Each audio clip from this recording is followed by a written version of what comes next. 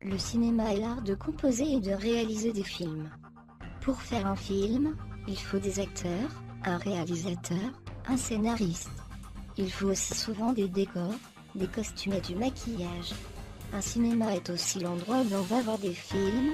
Dans ce cas, le film sera projeté sur un écran géant.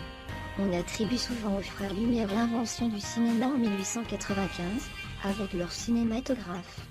Mais le début du cinéma remonte bien avant, dans les années 1820. C'est au scientifique William Henry Phyton, et à son tomatrope que sont dus les réels débuts du cinéma. Ce tomatrope était en fait un gadget qui jouait avec l'œil, en formant une illusion d'optique. Après cet événement qui ne marquait pourtant guère l'histoire du cinéma, plusieurs inventions suivirent, comme le zoetrope de William George Horner en 1834, ou le kinétographe de Thomas Edison en 1891. C'est alors, en 1895, que les frères Lumière arrivèrent avec leur cinématographe, machine qui parvenait à enregistrer des images sur une pellicule, mais aussi à les projeter sur un écran. Les deux inventeurs ne donnaient qu'une faible espérance de vie à leur invention. Pourtant de nombreux artistes, comme par exemple Georges Méliès, l'auteur du Voyage dans la Lune, créèrent des tours de magie grâce aux effets de montage et utilisèrent cette nouvelle invention pour raconter des histoires fictives.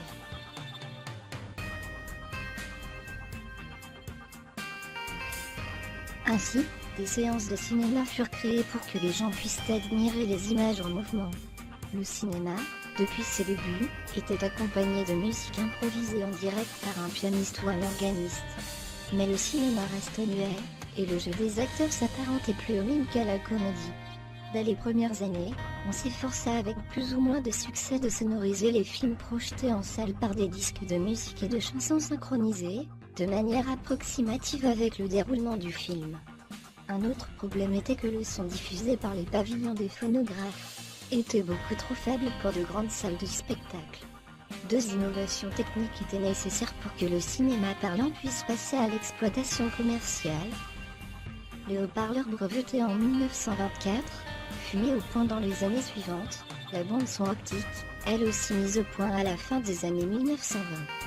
Le premier film sonore, sorti en 1927, est Le Joueur de Jazz, avec Alan Crosland. L'arrivée du cinéma parlant est comme un tremblement de terre.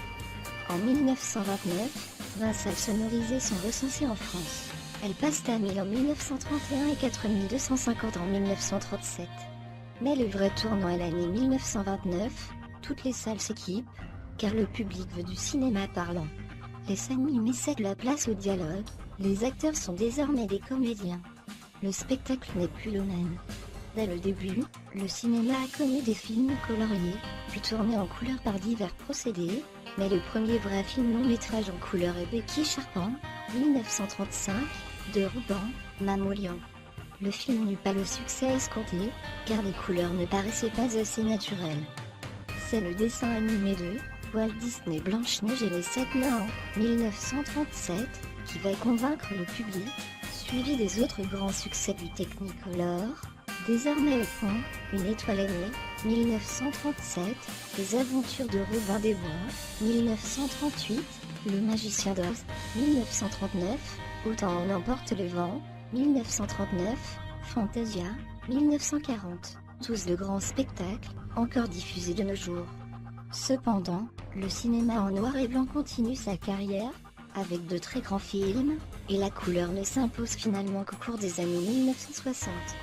Pour mieux comprendre l'industrie du cinéma, il faut s'intéresser au genre de ce dernier.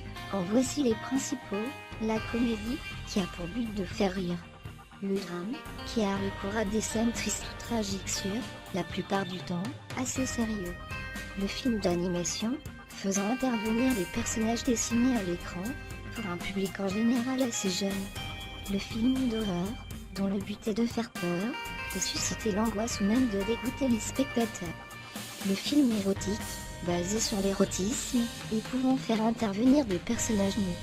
Cependant, les scènes de sexe, contrairement aux films pornographiques, sont proscrits dans ce genre. Le film musical, basé en grande partie sur des scènes de musique dans son scénario. Le film fantastique fait souvent intervenir des choses étranges dans un cadre réel. La science-fiction, qui regroupe les films qui parlent de l'évolution souvent négative des médias, de l'électronique, de la politique ou des sciences. Bon voilà. Merci d'avoir regardé. J'espère que vous avez aimé l'histoire du cinéma. Faites-le nous savoir en mettant un pouce bleu. N'hésitez pas surtout à vous abonner, pour ne pas rater les prochaines vidéos. Et je vous dis à la prochaine.